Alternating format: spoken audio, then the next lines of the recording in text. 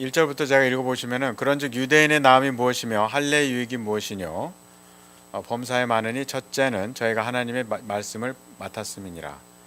어떤 자들이 믿지 아니하였으면 어찌하리요 그 믿지 아니함이 하나님의 믿부심을 패하겠느냐. 그럴 수 없느니라. 사람은 다 거짓되되 오직 하나님은 참되시다 할지어다. 기록된 바 주께서 주의 말씀에 의롭다함을 얻으시고 판단받으실 때 이기려 하심이라 함과 같으니라. 그러니까 지금 이제 유대인 배신이 되었잖아요. 이제 2장 17부터 이제 29절까지 마음의 할례를 받아야 되고 육신의 할례는 율법을 지키지 않으면 의미가 없고, 그렇기 때문에 이제 우리가 마음의 할례를 받아야 되는데 그 예수님을 믿는 거거든요. 그러니까 이제 부정적으로 얘기를 했기 때문에 유대인의 남이 무엇이며 할례 유익이 무엇이뇨 없다 이렇게 우리가 기대를 하게 되는데, 반대로 범사에 많으니 이렇게 말씀하거든요. 그러니까 이제 여기서 헷갈리게 되는 거예요.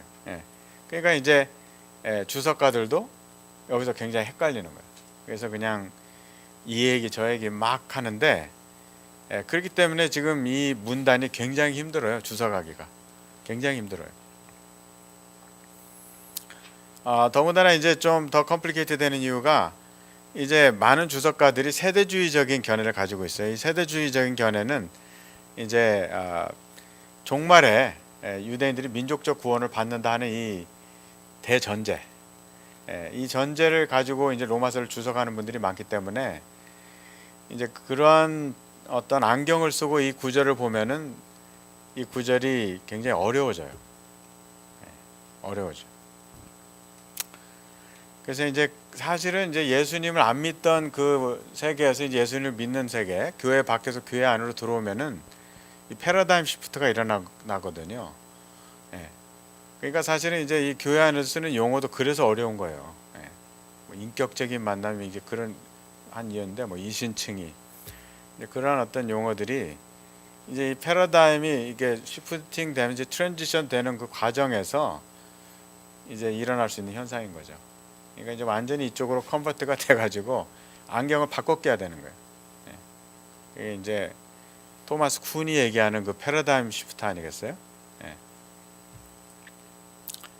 그래서 이제 이 유대인이 종말적으로 다 구원을 받는다고 하는 안경을 쓰고서 성경을 보면은 그냥 그 논리에 따라서 그냥 껴 맞추기 식으로 해석을 하게 되고, 이러한 그 부분을 해석할 때는 아주 트위스트를 하게 되는 거예요. 자기 어떤 가지고 있는 그 대전제에 맞춰야 되니까 바울이 하고 있는 말씀을 왜곡하게 되는 거죠. 그래서 여기서 이제 유대인의 남이 무엇이며 할례 유익이 무엇이뇨 범사에 많으니 첫째는 저희가 하나님의 말씀을 맡았음이니라. 여기서 이제 하나님의 말씀이라는 거는 결국 구약을 의미하는 거 아니겠어요? 유대인이 이제 바울이 이제 당시에 로마서를 쓸 당시에 그때까지 이 구약이 창세기부터 말라기까지 이 유대인들에 의해서 기록이 됐고, 그들에 의해서 프리저브가 됐고, 카피가 됐고, 전수가 됐고 하는 그러한 일을 유대인들이 했잖아요. 그래서 유대인들은 굉장히 그 언어학도 발달해 있고, 왜냐하면 그 성경을 카피할 때 정말 그 랍비들이 그냥 컴마나 뭐 퀘스천마크나 피어리드나 그냥 토시 하나까지도 틀리면 안 되고, 또 이제 하나님이라는 단어가 나오면 목욕 제기하고 와서 다시 썼다는 거 아니에요. 그런 어떤 정신을 가지고 했기 때문에 그 히브리 성경의 사본은 굉장히 정확해요. 그냥 토시 하나도 안 틀립니다. 그런 100%의 그 컨센트레이션을 가지고 카피를 했기 때문에 그래서 그 레닌그라드 사본, 8세기 레닌그라드 사본이 우리 교회가 가지고 있던 제일 오래전의 사본이에요. 그래서 이제 구약학자들이 이 구약 히브리 성경이, 우리가 가지고 있는 히브리 성경이 1세기에 유대인들이 읽었던 히브리 성경하고 똑같은가, 이게 퀘스천이었어요. 근데 이제 레닌그라드 사본이 8세기까지밖에 안 가거든요. 그러니까 그 이전의 사본이 없는 거예요. 그러니까는 쿰란 사본이 이제 1948년에 거기서 사해 사본이 발견이 되면서 1세기 사본이 쏟아져 나온 거예요. 그 도랑아리 속에서 그냥 쏟아져 나온 거예요.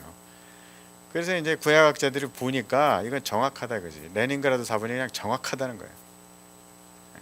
그래서 우리가 읽는 그 구약 성경이 1세기의 구약 성경하고 똑같다는 거지. 그러니까 그 이 유대인들이 하나님의 말씀을 맡아 가지고 있는 거에 대한 프라이드는 우리가 상상을 못 합니다. 그거는.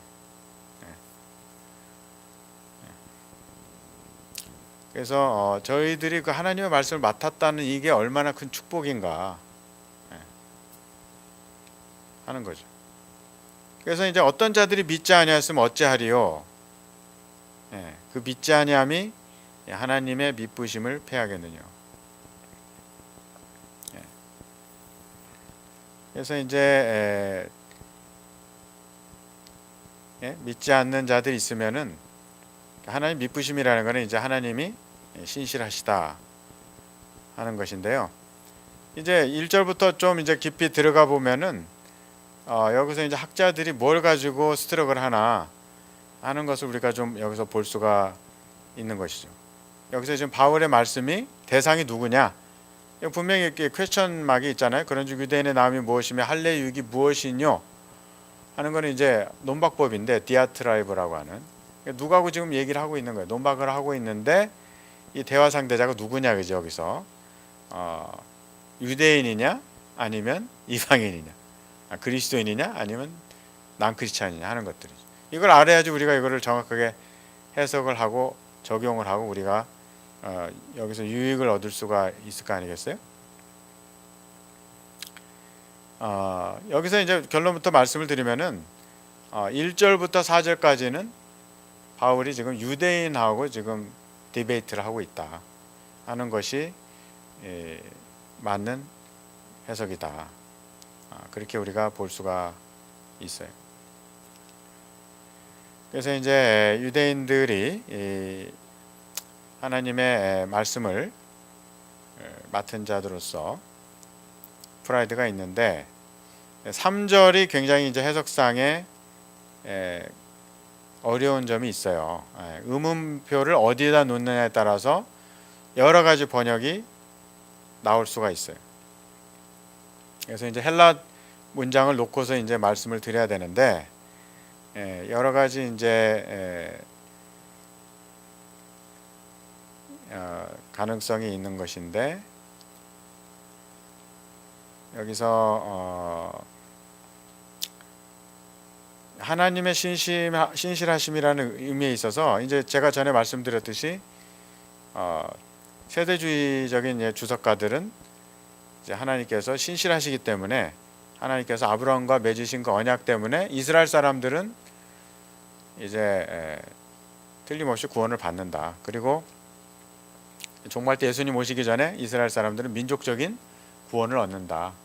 이러한 의미로 해석을 하죠. 슈라이너든지 뭐 존 파이퍼든지 뭐 다 그렇게 해석을 합니다. 그렇지만 저는 그렇게 보지 않고 전에도 말씀드렸듯이 이게 하나님의 그 신실함의 그 어떤 이중적 실현. 그러니까 예수님을 믿으면 구원, 예수님을 안 믿으면 구원을 못 받는 거. 그렇게 이제 이게 이제 그 신명기 28장에 순종하면 축복이고 불순종하면 벌이고 이게 이제 레트리비션 테올로지, 듀테로노믹 테올로지 아니에요? 그래서 하나님께서 이제 우리가 1장 17절 18절도 그 말씀을 드렸잖아요. 하나님의 의가 나타난다고 할 때 그 하나님의 의가 뭐냐? 하나님의 애트리뷰시다, 저스티스다는 거 아니에요. 예수님을 믿으면 구원이고 안 믿으면 하나님의 저주가 그 사람 머리에 와 있고 이게 하나님의 신실하심이라는 거죠. 근데 이제 이 세대주의자들은 이 해석을 거부하는 거예요. 거부하고 한쪽만 보는 거예요. 하나님은 신실하시기 때문에 유대인들을 틀림없이 구원해 주신다. 이거를 지금 바울이 말씀하고 있다. 이 문단에서.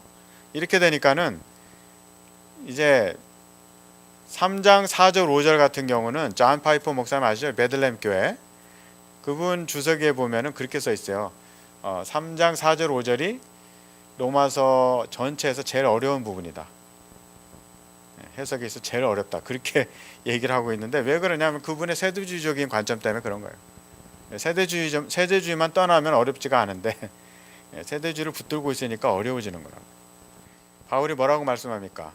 4절에 그럴 수 없느냐 사람은 다 거짓되되 오직 하나님은 참되시다 할지어다 기록된 바 주께서 주의 말씀에 의롭다함을 얻으시고 판단받으실 때 이기려 하심이라 함과 같으니라. 여기서 이제 사람은 다 거짓되다 할 때 이 사람 안트로포스는 유대인만 의미하는 것이 아니라 일반적인 사람을 가리킨다. 따라서 바울은 이미 4절에서 1절부터 3절이 나타내는 가르침을 이방인들에게 일반화하고 있다. 그래서 바울은 로마서 1장 19절부터 32절에서 유대인을 포함한 일반 사람을 겨냥하고 있고 로마서 2장 1절부터 16절에서는 일반 사람, 특히 도덕론자를 겨냥하고 있다. 시각을 좁혀서 바울은 로마서 2장 17절부터 3장 3절에서는 유대인만을 겨냥하고 있다가 로마서 3장 4절부터 20절에서는 다시 유대인을 포함한 일반 사람들을 겨냥하고 있다. 결국 로마서 1장 19절부터 3장 20절의 핵심 내용은 유대인이든지 이방이든지 행위로 하나님의 의를 만족시키는 사람은 없다는 것이다. 즉 모든 사람이 불의하다는 것이다. 그러니까 기록된 바 주께서 주의 말씀에 의롭다함을 얻으시고 판단받으실 때 이기려 하심이라 함과 같으니라. 3장 후반부에 이제 기록된 바 이하 와 함께 시편 51편 4절을 인용하면서 하나님의 참되심과 사람들의 거짓됨을 증명한다. 주께서 주의 말씀에 의롭다함을 얻으시고 판단받으실 때 이기려 하심이라 함과 같으니라. 이는 다윗이 밧세바와 뼈저리게 회개하는 시편이다. 시편 50편 6절 B 후반부 LXS는 이제 70인역이죠. 헬란 말로 된 구약 성경. 그래서 호포스 뭐뭐 하도록로 시작되는 절로서 다윗이 고백의 의도 혹은 죄의 의도를 표현하고 있다고 할 수 있다. 그러나 2절에서 호포스는 결과를 나타낸다고 본다. 즉 다윗이 죄를 지었기 때문에 그 결과 주께서 그에게 심판을 내리시는 것은 정당한 것이라는 것이다. 바울은 여기서 70인역을 그대로 따르되 니케이세이스와 니케이세이스를 니케이세이스로 바꾸고 있다. 그것은 로마서 3장 4절에서 하나님의 이기심이 미래 종말적 사건임을 나타낸다. 여기서 70인역은 히브리 성경 본문과 약간 다르다. 과거 가정법 동사 디카이오세이스와 명사 로고이스는 히브리 본문을 그대로 번역하고 있다. 그러나 그 다음 문장에서 히브리 성경 본문은 능동형 버샤퍼테카를 쓰는 반면에 그 헬라어 번역은 중간태 혹은 수동태인 크리네사이로 번역되고 있다. 바울은 이 단어를 로마서 3장 4절에 그대로 사용한다. 그래서 이제 주께서 판단받으실 때 이게 크리노가 이게 이제 저지한다, 심판한다 이런 뜻인데요. 이제 하나님께서 최후 심판 때 이제 죄인들에 의해서 판단을 받으신다는 거죠. 그러니까 판단을 받으실 때 하나님께서 죄인들을 지옥으로 보내실 때 그게 옳다고 하는 거를 죄인들이 승복하는 거.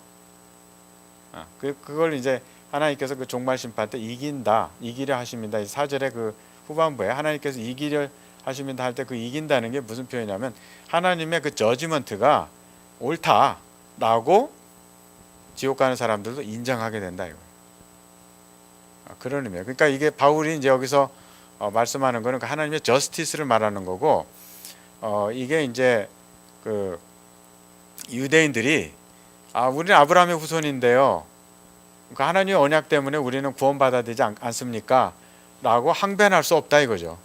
그들이 예수님을 안 믿었고 또 뭐 간음하고 살인하고 온갖 악행을 다 또 도덕적으로 완전히 타락해 있고 그렇기 때문에 그런 상태에 있는 유대인들을 하나님께서 구원해 주시지 않으실 때 하나님께서 옳다고 크리네사이 판단을 받으신다 이거죠. 그러니까 하나님의 저지먼트가 공의롭고 의로화되지 않겠어요? 지옥 가는 사람들이 이거 완전히 나 이건 언페어해 하면서 지옥에 내려가게 되는 일은 없다 이거예요. 그렇기 때문에 하나님의 판단은 옳다 하는 것을 바울이 여기서 지금 강조를 하고 있고, 그렇기 때문에 하나님은 신실하시다 이거예요. 하나님은 불공평의 하나님이 아니시고 바이어스가 있는 분이 아니고 죄인을 지옥으로 보내시기 때문에 하나님은 편애하시는 하나님이 아니시기 때문에 하나님은 페이스풀한 분입니다. 하나님은 참되시다, 하나님은 신실하시다 하는 것을 여기서 말씀을 하고 있는 것이죠. 그러나 우리 불의가 하나님의 의를 드러나게 하면 무슨 말 하리요? 내가 사람의 말하는 대로 말하노니 진노를 내리신 하나님이 불의하냐. 그래서 이제 여기서 그러나 우리 불의가 하나님의 의를 드러나게 하면 무슨 말 하리요? 이것도 이제 의문문이죠. 그래서 내가 사람의 말하는 대로 말하노니 진노를 내리신 하나님이 불의하시냐. 이건 이제 사도 바울이 하는 말이에요. 사도 바울이. 그래서 이제 여기 보시다시피 여러 가지 견해가 있어요. 3장 5절에 대한 견해가 존 파이퍼, 지금 베들레헴 교회 목사님이죠. 그 베들레헴 세미나리 총장님, 챈슬러라고 하시는데, 레이제네는 이제 핀란드 학자예요. 자유주의 학자예요. 근데 3장 5절은 바울의 반대자들이 하는 말을 인용한 것이다. 이게 이제 이분들의 견해고, 3장 5절은 바울 자신의 생각이다. 이게 더글라스 무 교수의 생각이고, 저는 어떻게 보냐? 3장 전반부는 바울의 생각이고 3장 후반부, 5절 후반부는 다른 사람의 생각을 인용한 것이다. 이제 이렇게 보고 있는 것이죠. 그래서 3장 5절을 보면은 But if our unrighteousness brings out God's righteousness more clearly, what shall we say?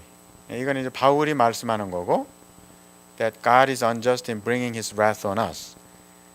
I'm using a human argument. 이렇게 하면서 이제 이 가로 안에 표현이 이제 사람들이 그렇게 늘상 하는 말이다 하는 것을 의미하고 있어요. 하나님께서 우리에게 진노하시면 그건 언페어한 것이다. 이렇게 사람들이 얘기를 하고 있다는 거죠. 바울이 이제 6절에서는 대답을 하고 있어요. Certainly not. 그렇지 않다. 하나님은 불공평한 분이 아니다. 만약에 하나님께서 불공평한 분이시면 어떻게 세상을 심판하시겠느냐. 이제 6절에 그렇게 되는 거죠. 그러니까 이 3장 5절을 갖다가 이제 이게 지금 바울의 말씀이냐, 바울이 코팅하는 거냐, 막 이런 거에 있어서 이제 여러 가지 의견이 있는 것을 우리가 알 수가 있어요. 그렇기 때문에 이 3장 5절이 굉장히 어렵다. 이렇게 얘기를 하고 있는 거죠. 그래서 존 파이퍼 목사님은 이렇게 말씀을 하세요. 5절에서 바울은 유대인 논객들의 말을 인용하고 있고 6절에서는 이에 대해 대답하고 있다고 그렇게 이해를 하고 계세요. 즉, 이 유대인들이 만일 자신들의 불의함이 하나님의 의를 나타낸다면 하나님께서 자신들에게 진노하시는 것이 부당하지 않냐고 반발했을 것이라는 것이다. 그러나 1세기에 율법을 무시하면서 반율법주의적으로 살면서 하나님의 무조건적 사면을 기대했던 유대인이 있었을 것으로 보기는 어렵다는 것이죠. 존 파이퍼 목사님은 5절 전반부와 후반부가 논리적으로 맞지 않다고 말하고 있어요. 유대인 자신들의 불의가 이들에 대한 하나님의 구속적 신실함을 드러나게 하는데 왜 이들은 진노를 내리신 하나님이 불의하시냐고 묻고 있느냐는 것이다. 하나님의 진노가 자신들에게 임하지 않는다고 생각했던 유대인들은 이렇게 질문하지 않았을 것이라는 것이다. 그러나 파이퍼는 하나님의 신실함을 유대인의 민족적 구원에 대한 신실하심으로 해석하기 때문에 5절 전반부와 후반부가 논리적으로 모순된다고 느끼고 있는 것이죠. 5절을 다시 한번 읽어보겠습니다. 그러나 우리 불의가 하나님의 의를 드러나게 하면 무슨 말 하리요? 예, 유대인이 지금 이렇게 얘기하고 있다고 생각하는 거죠. 내가 사람의 말하는 대로 말하노니 진노를 내리시는 하나님이 불의하시냐? 예. 그러니까는 지금 유대인이 5절 전체를 말한다고 우리가 가정을 하면은 전반부와 후반부가 잘 논리적으로 커넥이 안 되는 걸 알 수가 있어요. 이게 잘 이해를 하기가 어려워요. 네. 그렇지만 이제 제 견해대로 전반부는 바울이 말씀해요. 바울. 그러나 우리 불의가 하나님의 의를 드러나게 하면 무슨 말 하리요?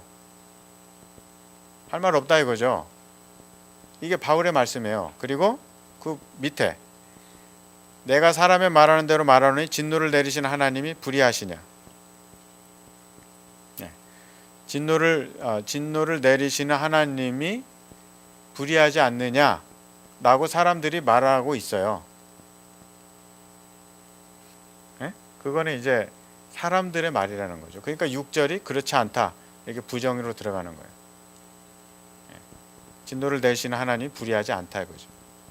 그러니까 지금 이게 개역성경인데요. 지금 이 개역성경 번역대로 하면은 굉장히 이해가 어려워요. 솔직히. 지금 개역 개정은 어떻게 되는지 모르겠는데, 그러니까는 이게 정확하게 번역이 먼저 돼야 될 것 같아요, 그죠? 근데 이제 한국말로 이게 지금 번역을 하는 데 있어서 이렇게 어려움이 있기 때문에 사실은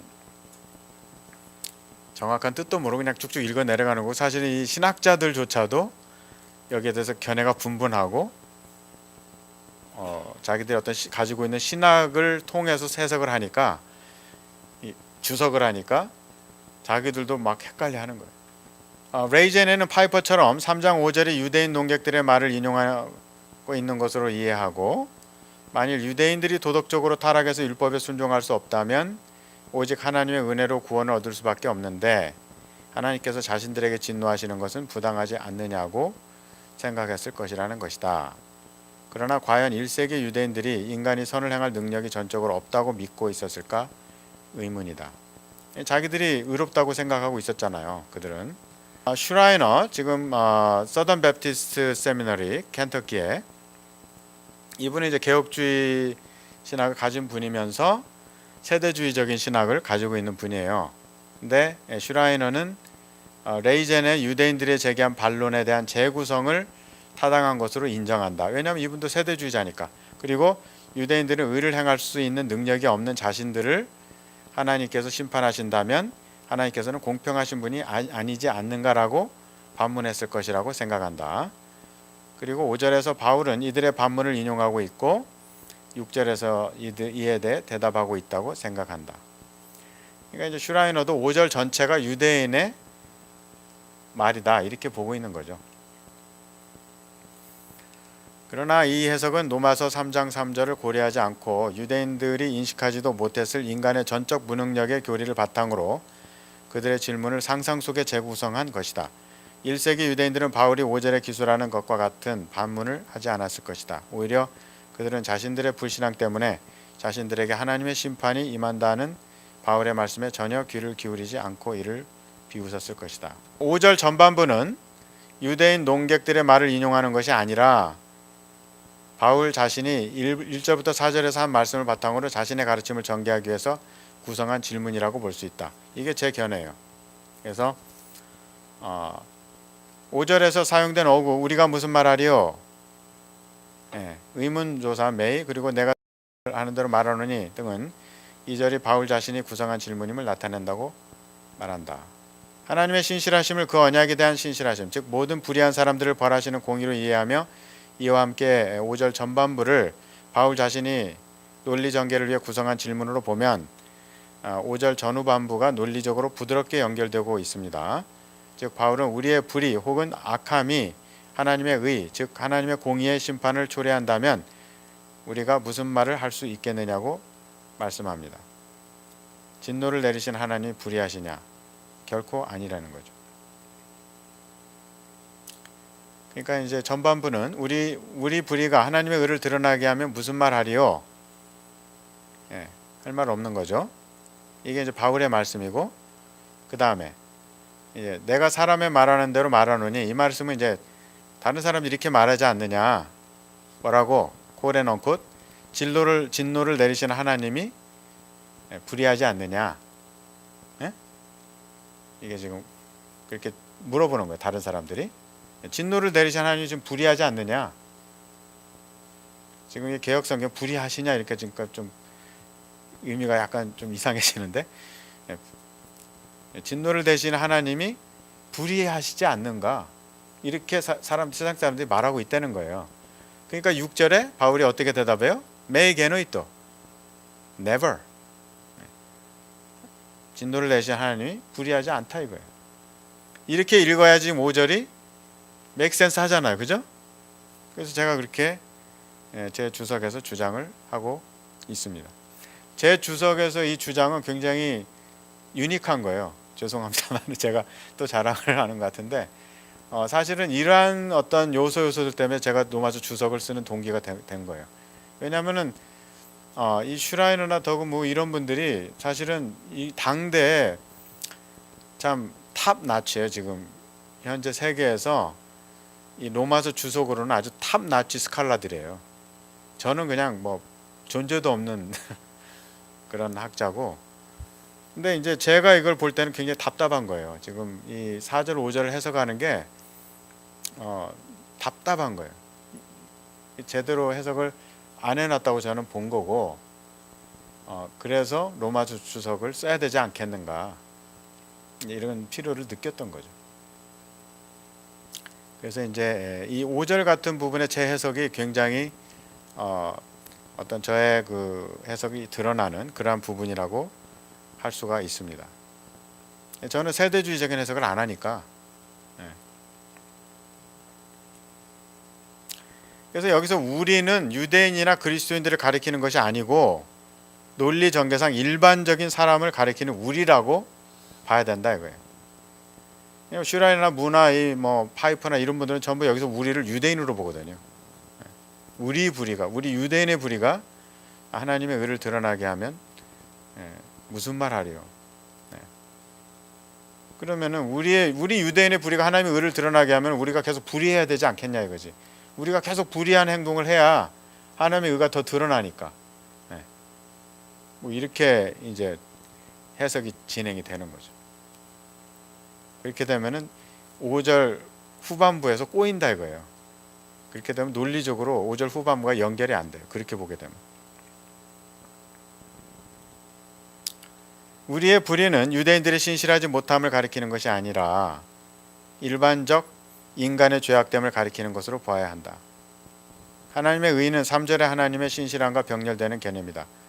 3절에서도 보았듯이 이는 그가 구원하심이나 공평하심이나 의롭게 행하시는 행위가 아니라 죄를 심판하시는 것처럼 그 말씀에 신실하심을 의미한다. 그래서 여기서 지금 바울이 계속 주장하는 것은 유대인들이 잘못된 그 하나님의 신실함에 대한 개념을 지금 바울이 계속 고쳐놓고 있는 거예요.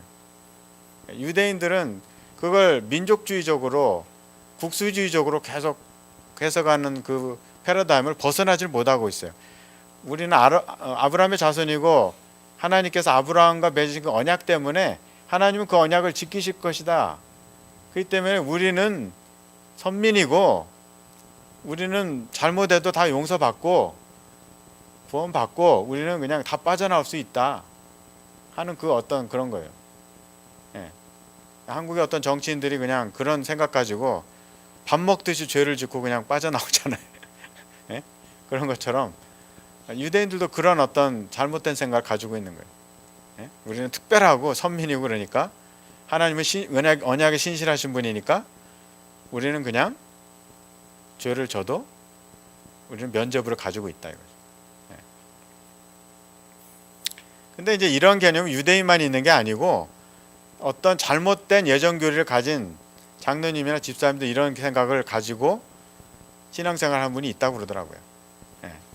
예정론을 잘못 믿은 나머지 나는 하나님의 나는 예정된다고 하나님의 택자니까 나는 그냥 간음하고 돌아다녀도 다 용서받았다 이거예요. 그런 장로님이 있었어요. 시카고에. 그래서 더금 교수가 그 책에 그걸 언급을 한다고요. 그러니까 유대인만 이런 사고 방식이 가지고 있는 게 아니에요. 지금 현재 교회 내에도 이런 잘못된 예정론 속에 이런 생각 가지고 있는 목사님이 있을 수 있고 장로님이 있을 수 있고 평신도가 있을 수 있다 이거죠. 바울은 여기서 이러한 잘못된 이해를 지금 여기서 고쳐놓고 있는 거예요. 하나님의 신실함이라는 것은 죄를 져도 그냥 면죄부를 주는 신실함이 아니고 죄를 지면 벌을 주시기 때문에 하나님이 신실하신 것이다 이거죠. 이 때문에 계속 죄를 짓는 삶을 살면 안 된다 하는 말씀을 이제 6절에서 하고 있는 것이고, 여기서 바울이 궁극적으로 말씀하는 것은 유대인이나 이방인이나 다 범죄했다는 거죠. 그래서 이제 여기서 그라운드를 레벨링 하는 거예요. 지금 바울이. 유대인들도 자기들이 특별하다고 생각하는데 그렇지 않다 그죠. 유대인이나 헬라인이나 이방인이나 똑같이 범죄했고 3장 10절부터 의인은 없나니 하나도 없다는 거죠. 그렇기 때문에 누가 필요하냐? 예수님을 믿어야 된다. 그러니까 이제 21절부터 그 말씀을 하기 위해서 여기서 지금 그 논리적인 기초를 다지고 나가는 거예요.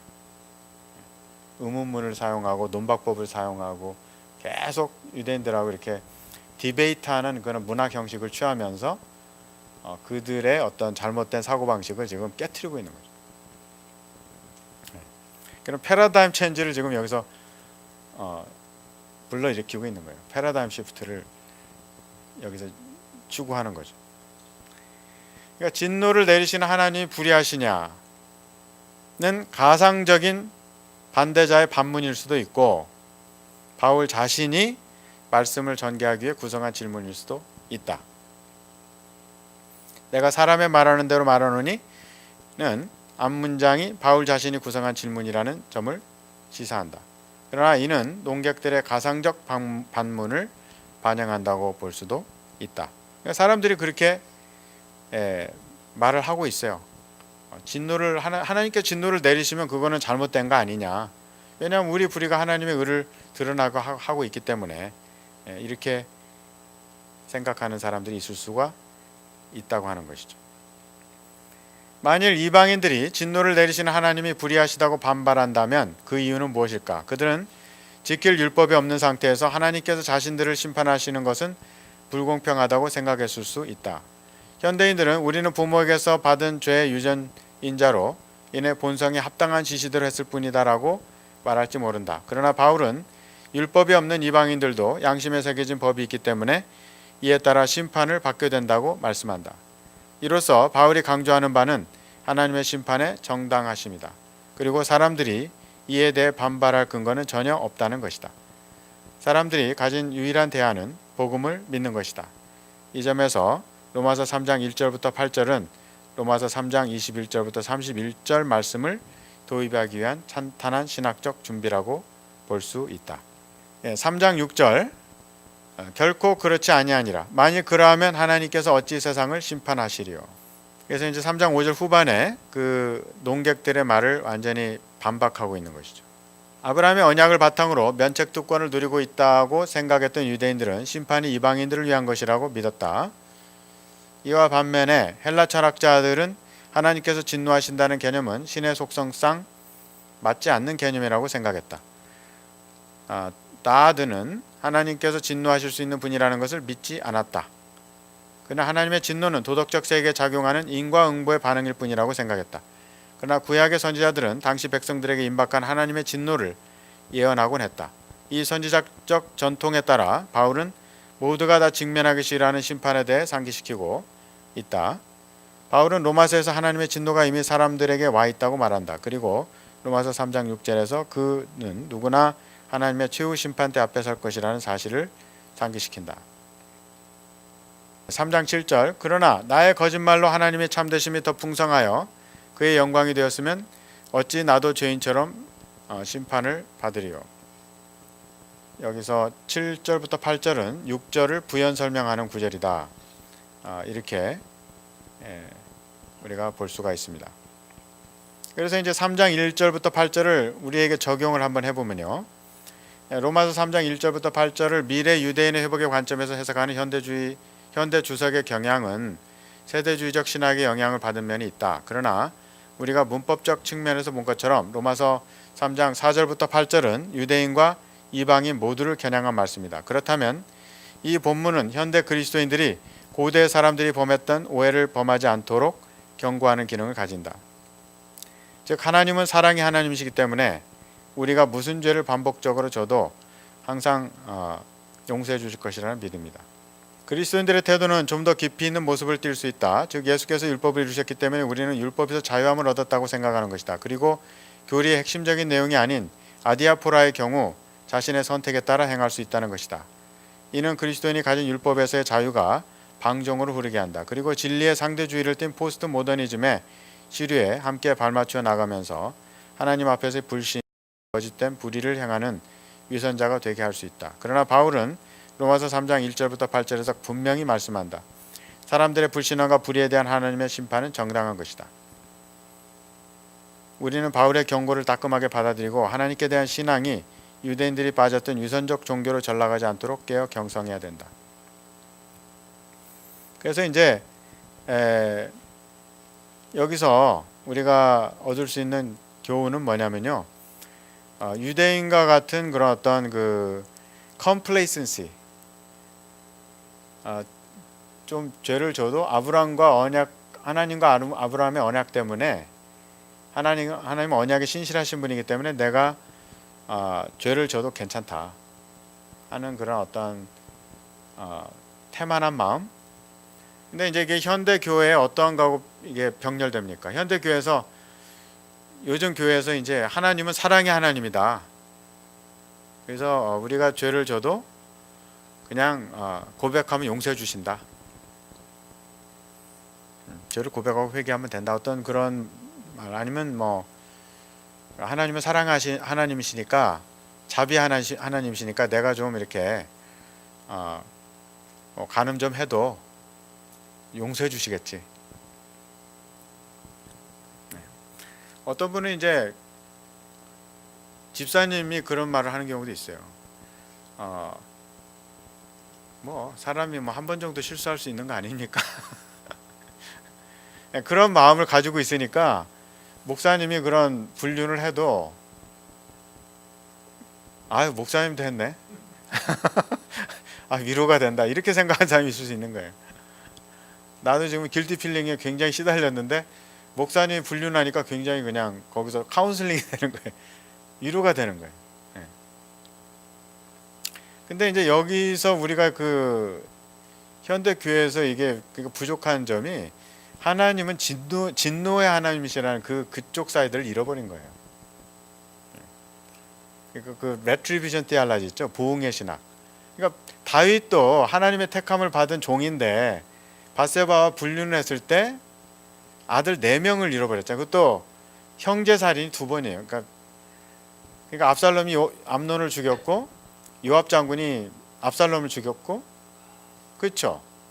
솔로몬이 아도니아를 죽였잖아요. 그러니까 형제 살인이 2번이에요. 그러니까 이 다윗의 경우는 정말 사람이 볼 수 있는 그런 쓴맛, 그 엄청난 고통의 최고조까지 느껴본 사람이 다윗이 아닌가. 우리는 그렇게 볼 수 있거든요. 그러니까 왜 그런가? 하나님은 편애하시는 분이 아니라는 거죠. 아무리 뭐 다윗이 천국에 갈 사람일지라도 이 땅에서 지은 죄에 대한 보응은 받는다 이거죠.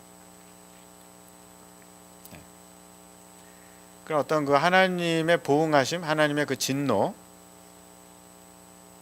그리고 때로 따라서 이제 뭐 용서받지 못한 죄를 지었을 경우는 지옥에 가는 거고, 그죠?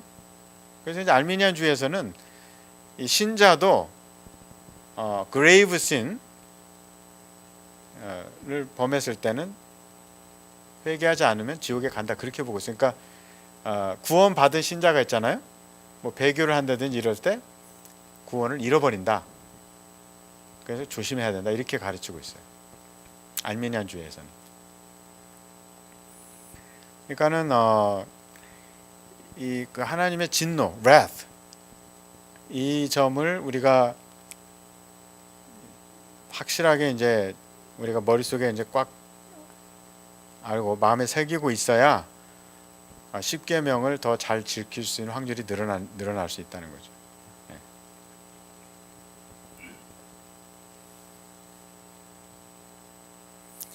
그러니까 이제 그 NT 라이트나 이제 그 어떤 신학자들은 바울의 이신칭의를 공격해요. 믿음으로 구원받는다 이렇게 이지 빌리비즘이라고 그러잖아요.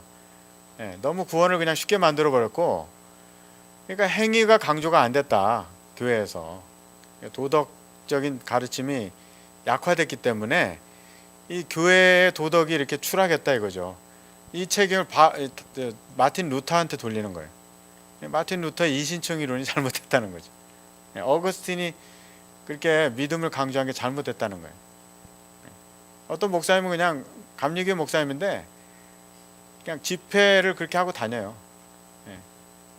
어거스틴이나 이 루터 같은 사람이 이게 이단이라고 말 이렇게까지 얘기를 하는 거예요. 근데 어거스틴이나 루터가 이단이 아니라 성경 말씀에 이렇게 써 있잖아요. 하나님의 진노에 대해서 분명히 이렇게 말씀이 나와 있잖아요. 그죠? 근데 여기에 대해서 이제 설교를 등한히 했던지 아니면 성경 공부를 등한히 했던지 아니면 성경 공부를 했는데 성경 공부 인도자가 잘못 해석했던지 잘못 가르쳤던지 그런 거죠. 마틴 루터가 잘못한 건 없어요. 그래서 이제 3장 9절부터 20절, 로마서 3장 10절은 이 문단 전체의 서론에 해당한다. 그리고 18절에 그 내용이 반복됨으로써 봉합형 구조를 하고 있다. 11절부터 12절은 아무도 없다는 표현을 5번 반복함으로써 의인은 아무도 없다는 주제를 강조한다. 아무도 없다. 욱 에스틴. 욱 에스틴의 표현은 로마서 3장 10절부터 20절에 총 6번 사용되고 있다. 이는 그만큼 하나님 앞에 불의한 사람들의 절망적인 상태를 강조하고 있다. 13, 14절에서 바울은 목구멍, 혀, 입술, 입, 다리, 눈 등 인체의 각 부분을 열거하고 있다. 이는 하나님 앞에서 인간 신체의 모든 부분이 죄로 타락해 있음을 나타낸다. 이는 인간의 전적 부패를 나타낸다. 그리고 그리스도의 복음의 한량없는 은혜와 대조되고 있다. 15절부터 17절은 남을 해하는 죄를 열거하고 있다. 그래서 바울이 3장 9절에 이렇게 말씀하고 있어요. 그러면 어떠하느뇨? 우리는 나으뇨? 결코 아니라. 유대인이나 헬라인이나 다 죄 아래 있다고 우리가 이미 선언하였느니라. 여기서도 이제 우리가 누구냐 가지고 굉장히 의견이 분분한데, 저는 여기서 우리는 서간체의 우리 로서 하나님과 다투는 불특정 일반 사람을 가리킨다고 그렇게 보고 있습니다. 우리가 자신을 변호하며 탄원할 수 있겠는가? 결코 아니다. 이거를 이제 나에게 적용하면 내가 내 자신을 변호하며 탄원할 수 있겠는가? 아니다 이거죠. 아니다 이거죠. 유대인이나 헬라인이나 나나 당신이나 다 죄 아래 있다고 우리가 선언했다고 말씀하고 있어요. 그리고 이제 3장 10절에 기록한 바 의인은 없나니 하나도 없으며, 여기서 의인이라는 것은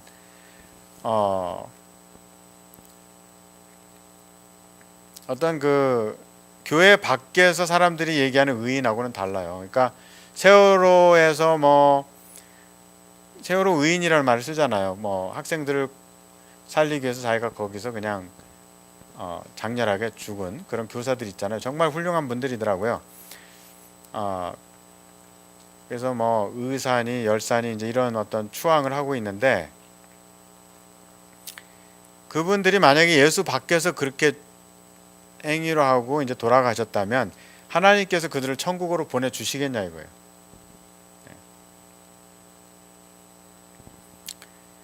바울은 그렇게 말씀하고 있어요. 의인은 없나니 하나도 없다.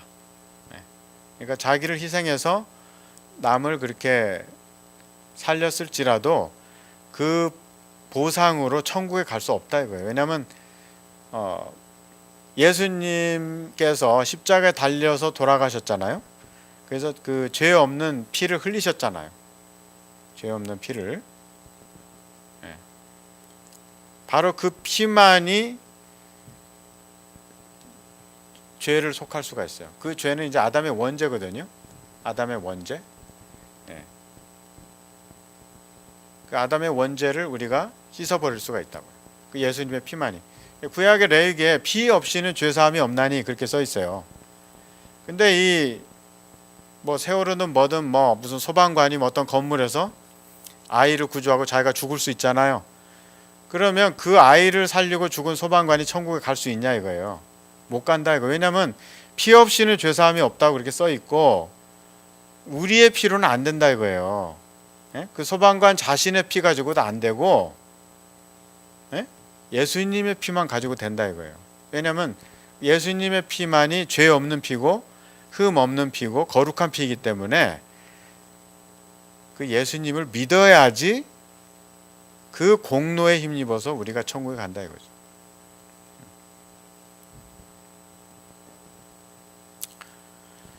그래서 이 모범 답안은 아주 심플해요. 만약에 이 모범 답안을 떠나면 하나님께서 채점하는데 굉장히 힘들 거예요. 도대체 이 사람한테 몇 점을 줘야 되냐. 이건 지금 소방관이 자기 희생했고 여기 세월호에서 했고 뭐 타이타닉호에서도 막 거기서 그냥 보트 이렇게 실어주고 자기는 물에 빠진 사람도 있고 그런데 뭐 몇 점 줄까 하나님 고민하셔야 될 거예요. 그리고 이렇게 뭐 10살까지는 안 가는 사람들도 많이 있을 거 아니에요. 아주 그냥 그 라인이 희미한 아주 블러리한 경계선에 있는 사람이 얼마나 많겠어요. 그럼 이 사람을 천국 보내야 될지 지옥 보내야 될지 얼마나 고민해야 돼서 하나님께서 안 그래요? 예. 근데 하나님의 기준은 간명하다 이거예요. 간명하다. 예수님을 믿어야 된다. 그래서 요한복음 14장 6절에 나는 길이요 진리요 생명이니 누구든지 나로 말미암지 않고는 하나님께로 올 자가 없느니라. 피어리어드. 그거예요. 그리고 왜 선을 행하는 자가 없다고 얘기하느냐? 예? 예. 보니까 뭐 착한 일 하는 사람 많은데, 그렇죠? 우리도 그런 말 하잖아. 이 사람은 정말 착하다. 버버씨도 할 수 있는 사람, 이런 말을 하는 사람이 가끔 있어요. 그렇지만 그 사람이 그 공로로 천국에 가 하나님께서 오케이, 당신은 천국에, 너는 천국에 들어와라. 그러니까 그렇게 하시겠느냐? 아니더라 이거예요. 예. 왜냐하면 바울이 말씀하고 있어요. 11절에 깨닫는 자도 없고 하나님을 찾는 자도 없고 12절에 다 치우쳐 한 가지로 무익하게 되고 선을 행하는 자는 없나니 하나도 없다. 그러니까 여기서의 선이라는 거는 하나님이 보시기에 선이에요. 우리가 보기에 선이 아니라고. 그리고 우리가 선이라고 정의할 때는 전부 자기 중심적인 선이에요. 저 사람이 참 나에게 잘해줬다. 고맙다. 그리고 장례식에서 이렇게 관찰할 수 있는 현상 중에 하나는 그거예요. 참 이분이 정말 나에게 잘해줬어. 그래서 우는 거예요. 근데 그 절대 기준은 나야, 나. 하나님이 절대 기준이 아니라고. 그 선의 기준이. 그러니까 나의 기준에서 선이라고 하는 거는 하나님 기준에서 선이 아닐 수가 있다는 거예요. 그리고 이제 어떤 분은 나는 어떻게 하면서 우는 거야. 나는 어떻게. 그러니까 이분이 죽어서 슬픈 게 아니라 나는 외로워서 어떻게 하냐 이거야. 그게 이제 재혼을 하기 위해서 연막을 뿌리는 것일 수 있어요. 이미 장례식에서 막 울면서 이제 나는 어떻게 그냥. 그러니까 그것도 절대적인 자기 중심인 거지. 절대적인. 그래서 이 교회 밖에 사람들이 선이라고 하는 거는 전부 때가 묻은 선이에요. 하나님 보시기엔 선이 아니에요. 그리고 거기에 어젠다가 있을 경우가 많아요. 어젠다가 분명히 숨어 있을 수가 있어요. 그러니까 뭐 기브 앤 테이크죠. 뭐 기브 앤 테이크. 바터제, 트레이드. 그래서 의인은 한 사람도 없다는 거. 그래서 예수 밖에서도 선을 행할 수 있다고 보는 것은 성경적이 아니다. 하나님께서 인정하시는 선이 선이다 이거죠. 하나님께서 인정하시는 선은 예수님을 믿고 회개하고 주님만을 글로리파이 하는 거, 그게 선이에요. 그리고 세상에서의 선은 상대적이고, 그리고 선을 행하는 동기가 중요하다는 거죠. 다윗이 시편 51편에서 이 고백한 회개가 너무나 참 심오한 회개죠. 다윗이 이렇게 회개를 하잖아요. 하나님이여 주의 인자를 좇아 나를 긍휼히 여기시며 주의 많은 자비를 좇아 내 죄가를 도말하소서. 나의 죄악을 맑게 씻기시며 나의 죄를 깨끗이 제하소서. 대저 나는 죄가를 아오니 내 죄가 하나님 항상 내 앞에 있나이다. 내가 주께만 범죄하여 주의 목전에 악을 행하였사오니 주께서 말씀하실 때 의로우시다 하고 판단하실 때 순전하시다 하리이다. 내가 죄악 중에 출생하였으며 모친이 죄 중에 나를 잉태하였나이다. 그래서 이 어보션 된 아이가 천국 갈 수 있느냐 이거 가지고 신학자들은 디베이트를 해요. 했고 여기서 이제 뭐 어보션까지 아니어도 뭐 아주 1살 2살 된 애들이 죽었을 경우 걔들이 천국 간다 이렇게 보는 신학자들이 있어요. 걔들이 무슨 죄가 있냐 이거지. 그런 반면에 걔들도 예수님 안 믿으면 지옥 간다 이렇게 말씀하는 신학자도 있는데, 이 후자의 경우는 이제 시편 51편을 이제 보여주는 거예요. 다윗이 이렇게 얘기하지 않냐 이거죠. 내가 죄악 중에 출생했다고 그랬고 모친이 죄 중에 나를 잉태했다 이거죠. 그러니까 1살 2살 3살 이런 애들도 죄인이라 이거예요. 때문에 불쌍하긴 해도 걔들도 죽으면 지옥 간다. 예수님 안 믿고 죽으면 지옥 간다 이거예요. 그러면 걔들이 그러면 어떻게 예수 믿냐 이거죠. 1, 2살 뭐 글자도 못 읽고 말도 못하는 애들이 어떻게 예수 믿냐 이거죠.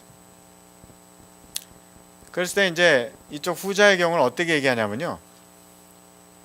세례 요한이 모태에 있을 때 마리아가 엘리자벳을 인사하러 오잖아요. 예수님을 지금 임신한 마리아가 엘리자벳을 인사하러 왔을 때 엘리자벳의 뱃속에 있던 세례 요한이 기뻐서 뛰었다고요. 어떻게? 예수님을 믿고. 그러니까 이제 이거를 하나의 프루프 텍스트로 해가지고 1살, 2살, 3살도 믿을 수 있다 이거 예수님을. 나아가서 이제 예정론을 만약에 믿으시잖아요. 예정론을 믿으면 아주 앤서가 심플해져요. 예정된 아이들은 다 구원받는다 이렇게 얘기할 수 있는 거예요. 어떻게? 하나님께서 그들에게 믿음을 주셔서 그들이 말은 못할지라도 마음으로는 예수님을 믿었을 것이다. 이제 이렇게 추론을 하는 거죠. 어쨌건 여기서 다윗이 이렇게 고백을 하고 있어요. 죄 중에 나를 잉태했고 내가 모태에 있을 때도 내가 죄악 가운데 있었다는 거예요. 이게 원죄예요. 원죄를 가지고 나왔다는 거고, 이 원죄가 예수의 피로 말만 씻겨지지 않으면 아무도 아버지께로 올 자가 없다는 거예요.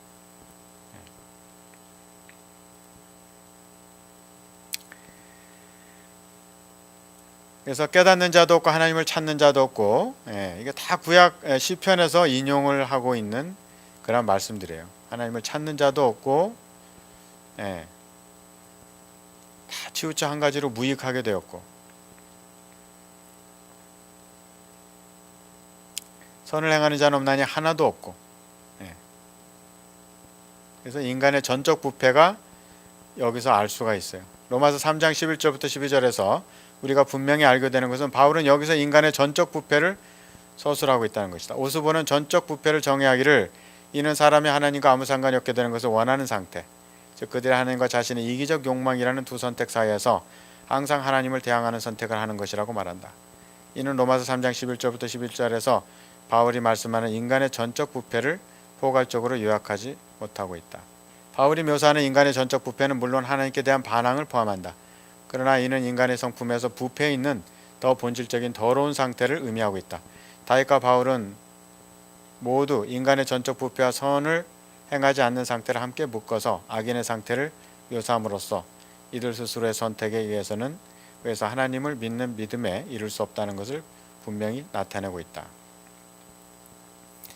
그래서 이제 이 켈빈의 그 교리 중에 하나가 토털 디프레버리 아니에요. 인간의 전적 부패. 근데 알미니안들은 인간의 전적 부패를 안 믿죠. 어느 정도의 선을 가지고 나온다고 생각하고 펠라지우스 같은 사람들. 그래서 이제 어거스틴하고 디베이트를 했잖아요. 그러니까 자기가 가지고 있는 어떤 선을 가지고 계속 디벨롭하고 이제 공로를 쌓으면 하나님의 어떤 어프로브를 받을 수 있다. 이렇게 보는 신학자들이 있는 거죠. 근데 이제 그분들은 이 로마서 3장 11절 12절 이하 뭐 19절까지 이 부분을 해석을 잘 못하고 있다고 볼 수가 있어요. 그분들은 그냥 3장 11절 12절을 눈 감고 읽는 것 같아. 예? 눈을 똑바로 뜨고 읽는 게 아니라 보기는 보아도 보지 못하는 것처럼 읽고 있는 거예요. 그래서 우리 인간은 전적으로 부패했었어요. 근데 성령께서 오셔서 우리를 퀴크닝 해주셨죠. 우리의 마음에 그 예수님을 믿어야 된다는 그 얼지를 주신 거예요. 그래서 우리가 예수님을 믿게 됐고, 그래서 죄사함을 받고 우리가 성령의 내주하심을 가지고 성령의 인도하심을 따라 살아나가는 거 아니겠어요? 그래서 인간이 얼마나 전적으로 부패해 있는가는 그냥 요즘 TV만 딱 키면 다 나오잖아요. 미국이든 한국이든 그냥 뭐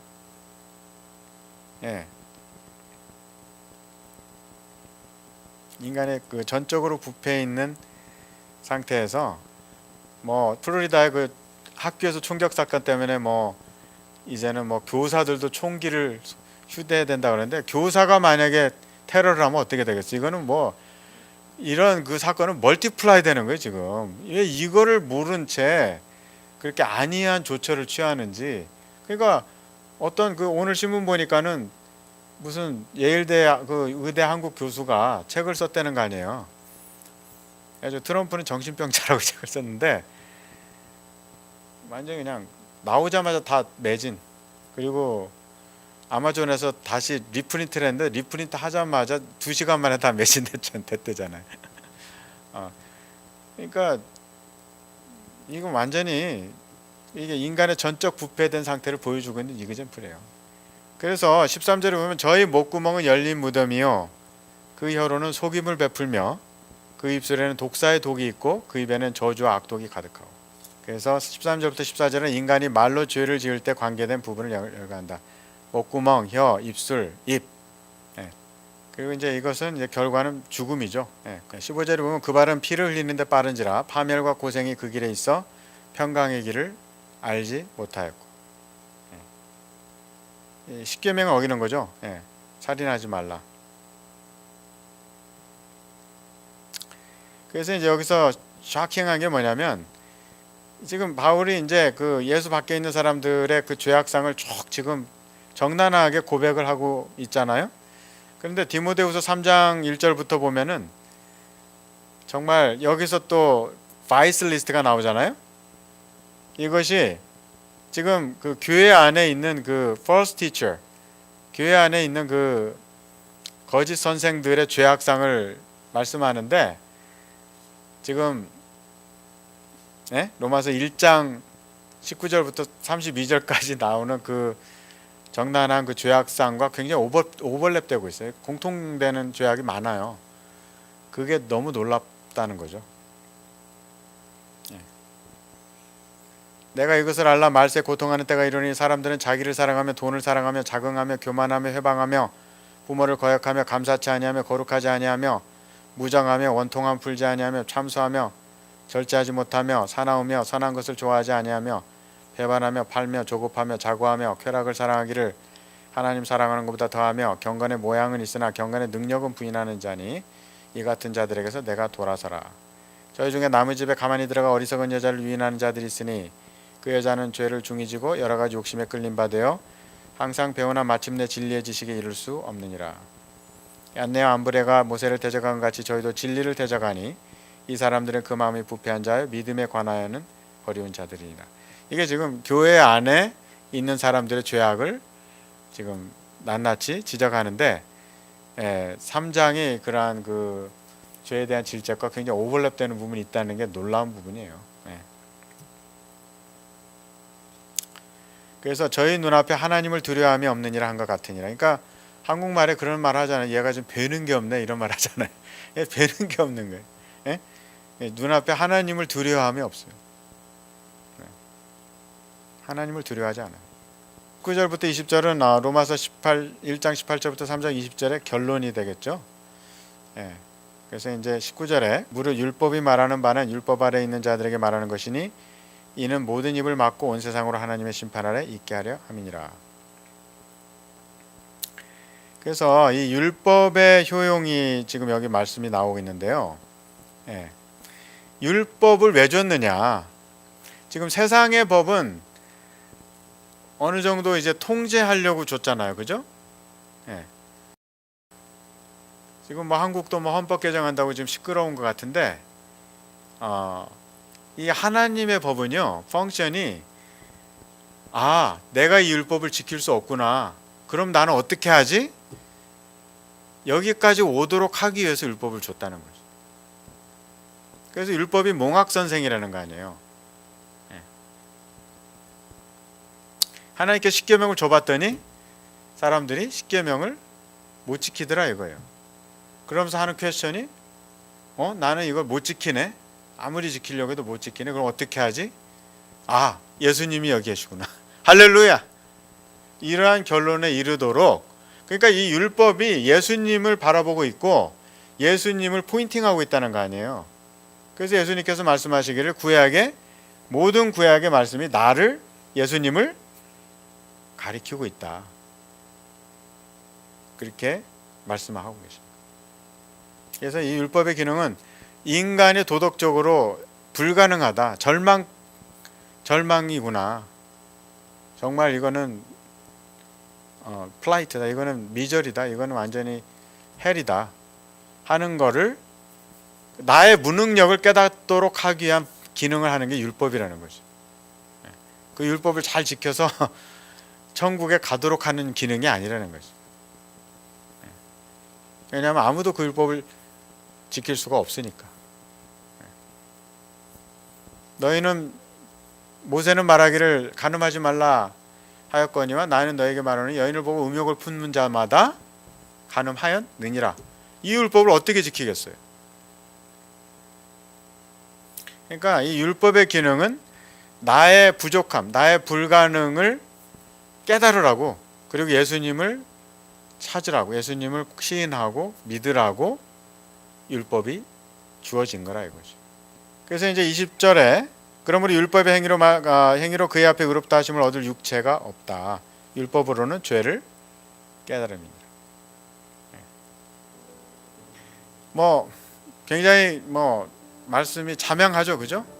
영어로 self-evident라고 하죠. 이거는. 그래서 이제 다음 시간에는 이제 이런 어두운 이렇게 좀 네거티브한 쪽에서 이제 좀 파지티브한 쪽으로 나오겠습니다. 이제 3장 21절부터는 예수님이에요. 개봉박두. 지금까지 그냥 예수님을 소개하기 위해서 인간의 그 플라이트, 인간의 절망 상태를 사도 바울이 그냥 정난하게 해부해 가지고 보여준 거예요. 유대인들에게 확인시켜주고 이방인들에게 확인시켜주고 그냥 유대인이나 헬라인이나 다 죄 아래 있다 하는 걸 바울이 지금 이거를 증명을 한 거예요. 구약을 코팅하면서 이제 3장 21절부터는 이제 해가 쫙 떠오르는 거죠, 그죠? 다음 주부터 이제 우리가 좀 더 스마일 할 수 있게 되겠어요, 그죠? 죄라는 걸 이제 조금 적게 얘기하고 이제는 구원, 구속, 죄사함